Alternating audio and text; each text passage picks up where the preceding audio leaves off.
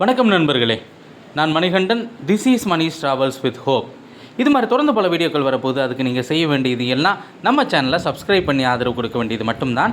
இன்றைக்கி இந்த வீடியோவில் நம்ம பார்க்கக்கூடிய விஷயம் என்ன அப்படின்னா, ஒரு 60 ஆண்டு கால கோரிக்கை இப்போது நிறைவேறுவதற்கான வாய்ப்பு அப்படிங்கிறது இருக்கிறது. அது என்ன 60 ஆண்டு கால கோரிக்கை அப்படின்னு பார்த்தோம் அப்படின்னா, நிச்சயமாக நமக்கெல்லாம் பெரிய விஷயம் என்ன அப்படின்னா, திண்டுக்கல்லிருந்து நம்ம ட்ரெயினில் போகணும் அப்படின்னா மதுரை போய் மதுரையிலிருந்து தேனிக்கு வரணும்.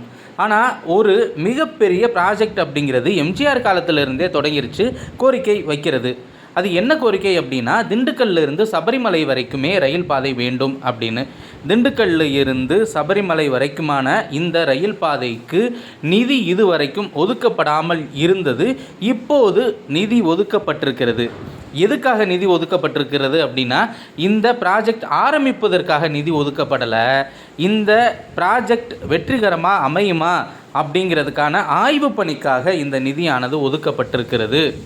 திண்டுக்கல்ல இருந்து குமிளி வழியாக சபரிமலை வரைக்கும் செல்வதற்கு நிச்சயமாக நம்ம பார்க்கணும் அப்படின்னா, ஒவ்வொரு கார்த்திகை மாதம் தொடங்கி மார்கழி மாதம் வரைக்குமே ஆண்டிற்கு 1.5 கோடி பேர், அதாவது 1.5 கோடி பேர் வருஷத்துக்கு சபரிமலைக்கு பயணமாக செல்கிறார்கள்.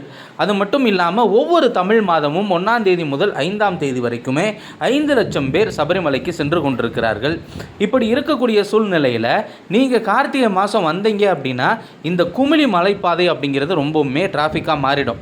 அதுலேயும் குறிப்பாக இந்த 2-3 வருஷமாகவே ஒரு மாற்றம் அப்படிங்கிறது இருக்கிறது. சபரிமலைக்கு போகணும் அப்படின்னா கம்பம் வரைக்கும் போயிட்டு கம்பத்திலிருந்து கம்பமேட்டு வழியாக சபரிமலைக்கு போகிறதுக்கான வாகனங்கள் அப்படிங்கிறது செல்வது. ரிட்டர்ன் வரும்போது குமிழி வழியாக அந்த வாகனங்கள் கீழே இறங்கிறது. இப்படி பார்க்கும்போது நிறைய வாகனங்களினுடைய நெரிசல் அப்படிங்கிறது இருக்கிறது.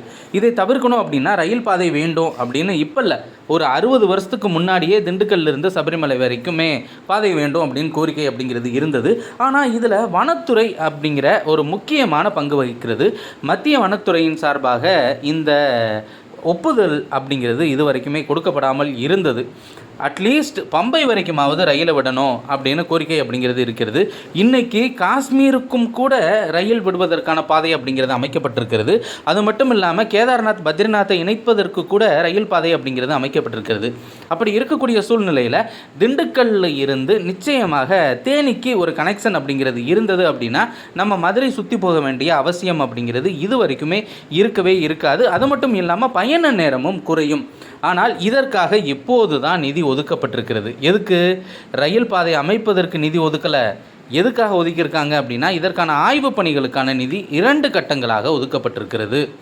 தேனியிலிருந்து குமிழி வரைக்கும் இருக்கக்கூடிய அந்த பாதைக்கு 30 லட்சம் ரூபாய் நிதி ஒதுக்கீடு செய்யப்பட்டிருக்கிறது. ஆய்வு செய்வதற்காக மட்டும். இது சாத்தியக்கூறா, இது நடைமுறைக்கு ஒத்து வருமா அப்படிங்கிறதுக்காக 30 லட்சம் ரூபாய் ஒதுக்கப்பட்டிருக்கிறது. 2வது கட்டமாக குமிழியிலிருந்து பம்பை வரைக்குமே ஒரு 16 லட்சம் ரூபாய், மொத்தமாக 46 லட்சம் ரூபாய் ஒதுக்கப்பட்டிருக்கிறது. இதெல்லாம் ஆனை பசிக்கு சோளப்பொரி அப்படிங்கிற மாதிரி தான். ஆனால் இனிமேல் இதுதான் பேசிக் அப்படின்னு சொல்லணும். தேனி எம்பி கூட தன்னுடைய எக்ஸ் வலைத்தளத்தில் சொல்லியிருந்தார். தொடர்ந்து வலியுறுத்தப்பட்டதின் பேரில் இந்த நிதி ஒதுக்கப்பட்டிருக்கிறது அப்படின்னு தங்கத்தமிழ் செல்வன் அவர்கள் சொல்லியிருந்தார். பல்வேறு எம்பிக்கள் வலியுறுத்திய பிறகு இப்போது தான் இந்த நிதியானது ஒதுக்கப்பட்டிருக்கிறது. இதற்கடுத்து நிலம் கையகப்படுத்தும் பணி இருக்கிறது. அதற்கப்புறம் எந்த ரோட்டில் போகணும் அப்படிங்கிறது இருக்கிறது. அதற்கப்புறம் மலையை குடைஞ்சு குகை அமைக்க வேண்டி இருக்கிறது.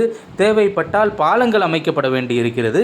ஆனால் விரைவில் திண்டுக்கல் சபரிமலை ரயில் பாதை உருவாகும்.